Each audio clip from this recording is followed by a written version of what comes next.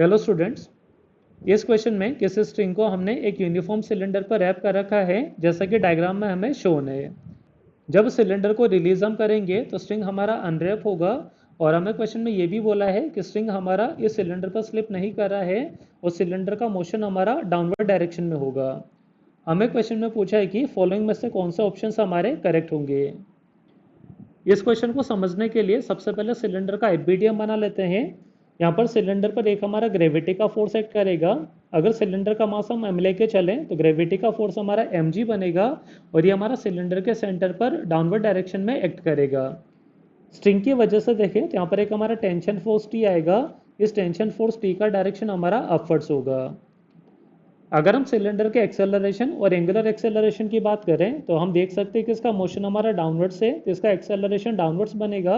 और angular acceleration की बात करें तो स्ट्रिंग हमारा अनरैप होगा, तो पर एंगुलर एक्सेलरेशन अल्फा हमारा क्लॉकवाइज डायरेक्शन में आएगा। यहाँ पर हमारा सिलेंडर का जो स्ट्रिंग के कॉन्टेक्ट में पॉइंट है, इस पॉइंट को पी नाम हम दे देते हैं। और अगर इस पी पॉइंट के अगर एक्सेलरेशन की बात करें तो ट्रांसलेशन की वजह से इसका एक्सेलरेशन ए बनेगा, इसका डायरेक्शन हमारा डाउनवर्ड्स होगा।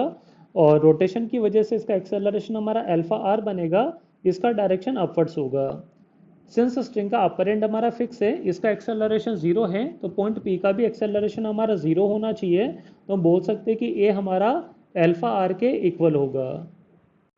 सिमिलरली यहाँ पर अगर हम वेलोसिटी और एंगुलर वेलोसिटी की बात करें तो उनके लिए भी रिलेशन हम लिख सकते हैं कि v हमारा ओमेगा आर के इक्वल होगा।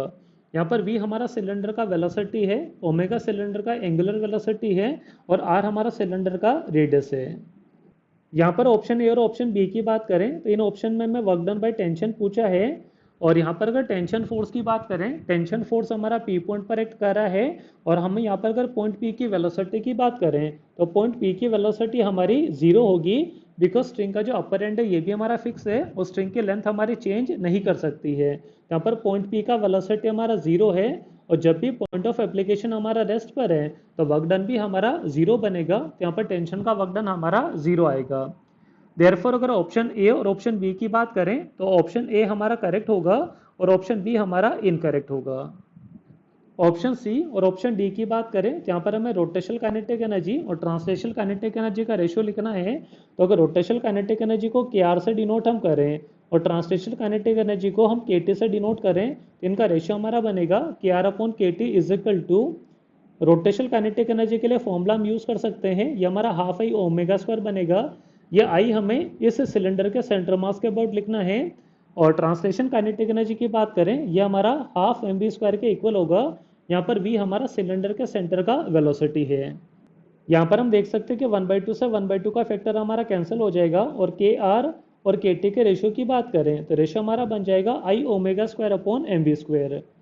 यहाँ पर आई की अगर हम बात करें तो सिलेंडर का मोमेंट ऑफ इनर्शिया हमारा एम आर स्क्वायर बाई 2 के इक्वल होगा, और एंगुलर वेलोसिटी ओमेगा की जगह हम वी बाई आर सब्सटीट्यूट कर सकते हैं। इसका स्क्वायर करेंगे तो ये हमारा बनेगा v square upon r square, और जो डिनोमिनेटर में हमारा एम बी स्क्वायर बनेगा इसको एज इट इज हम रहने देते हैं। तो यहाँ से अगर हम के आर और के टी का रेशियो देखें तो रेशियो हमारा 1/2 के इक्वल होगा। देयरफॉर यहाँ पर अगर ऑप्शन सी की बात करें तो ऑप्शन सी हमारा करेक्ट होगा, और ऑप्शन डी की बात करें ये ऑप्शन हमारा इनकरेक्ट होगा। तो इस क्वेश्चन के अगर करेक्ट ऑप्शंस की बात करें तो ऑप्शन ए और ऑप्शन सी हमारे करेक्ट होंगे। Hope you understand this solution. Thank you.